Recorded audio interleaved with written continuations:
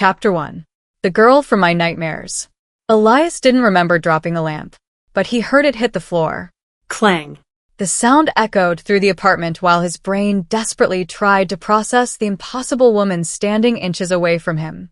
Lilith watched him with open amusement, not mocking exactly, interested, like a cat studying a nervous bird. Rainwater dripped slowly from strands of her dark hair onto the hardwood floor, but somehow the rest of her remained untouched by the storm. Shadows curled lazily around her ankles like smoke with a mind of its own. Elias forced himself to step backward. "Okay," he said shakily. "Either I'm hallucinating, or I accidentally summoned a demon." Lilith smiled wider. "You say that as though the second option is unreasonable." "That is unreasonable. Only to humans." Thunder rolled again outside. The city lights beyond the broken window flickered through the storm, painting silver-blue flashes across her pale skin. She was terrifying and unfairly beautiful. Elias hated that both things were true at once. His pulse refused to calm down. "You need to leave," he said. Lilith raised one elegant eyebrow. Doi. "Yes. But you invited me." "I absolutely did not. You wrote about longing." She took another step closer. "About loneliness. About wanting someone who could understand the darker parts of you." Elias opened his mouth. Stopped. Because she wasn't wrong. At all. For months his writing had become increasingly obsessive. Stories about monsters falling in love with broken people. About dangerous women who saw through men completely.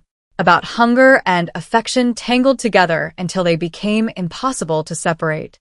He'd poured every isolated, miserable emotion into those pages. Lilith's crimson eyes gleamed knowingly. "Words have power, Elias."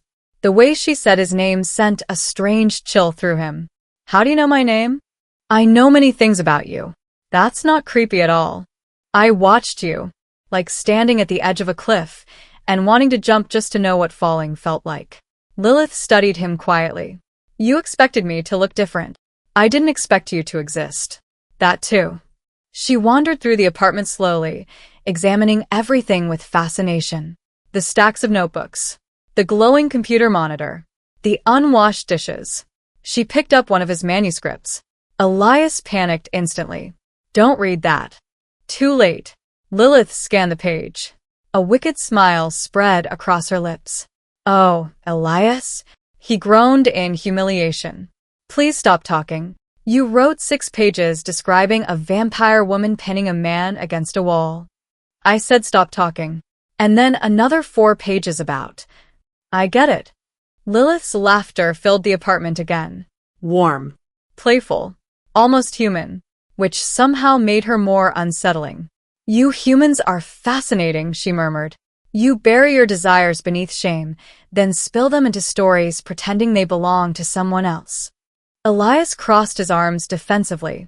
Easy for a literal succubus to say. Fair. Her gaze softened slightly. "But your loneliness was sincere." That hit harder than he expected. The joking atmosphere faded.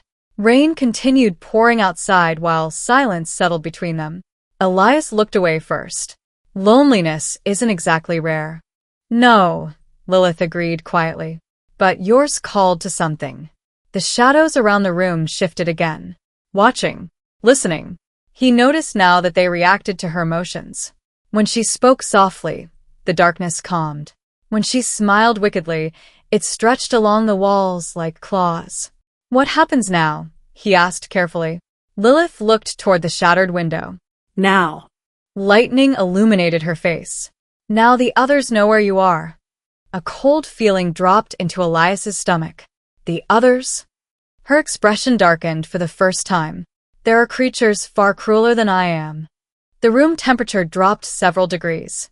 "And unfortunately," Lilith said softly, "you smell interesting now." Elias blinked. "I smell interesting?" "You opened a door tonight." Her crimson eyes locked onto his. Things on the other side noticed. Something slammed into the outside wall of the building. Hard enough to shake the apartment. Elias jumped. Lilith didn't. Another impact came moments later. Closer. Like claws scraping concrete. Slowly, A smile returned to Lilith's lips. But this one wasn't playful. It was predatory. Well, she whispered, shadows gathering around her like living wings, this is going to complicate our relationship.